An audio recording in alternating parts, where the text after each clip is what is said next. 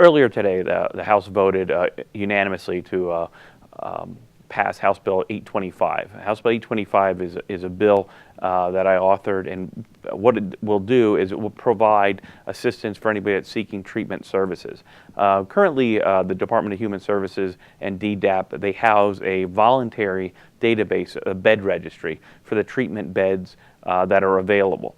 Unfortunately, a lot of agencies don't use that, put that information in there. What this would do is it would say that they have to enter the beds that they have available in the treatment facility, and it would be like once a day. They would have to be updating this once a day, so that if somebody is in an emergency room or somebody comes into their single county authority or drug and alcohol program, and they're looking, say they need 30 days treatment or to get into a detox program, instead of looking at a voluntary system which isn't showing a true picture of the beds that are available, sometimes those folks could be waiting a day, 2 days, 2 weeks, sometimes up to a month or even longer to find a treatment bed that's available.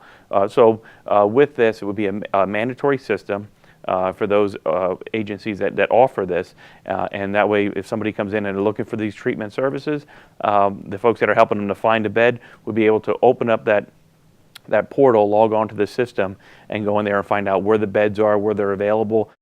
At the end of the day, when somebody's ready for treatment, we want to get them into the bed as quick as possible. We're in the midst of the worst heroin and opioid epidemic probably in the history of the world. We're losing thousands of people every year, and we've passed some good legislation in the past 4 years here in the State House. Opioid prescribing has come down 28%. Opioid for youth prescribing has come down over 46%. So we still have a way to go, but the things that we're doing here are starting to make a difference. But unfortunately, we have that many folks that right now are dealing with addiction.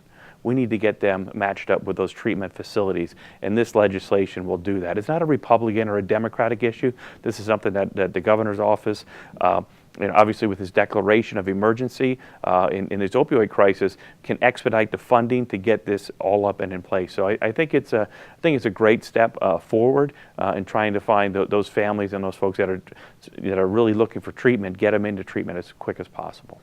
The bill passed the House, as we know, unanimously. It was a strong vote for this type of proposal, and now it goes to the Senate. The Senate does have companion legislation to this, but we're hopeful that the Senate could take up this measure and get it onto the governor's desk and get it enacted with the governor's emergency declaration that could expedite some of the funding for this to get this program up and running. DDAP has said that they would be able to run this program and get it up as quick as possible, and I think that's what the residents of Pennsylvania want. We want people that are seeking treatment and to get them into treatment, because that's how we're going to save lives.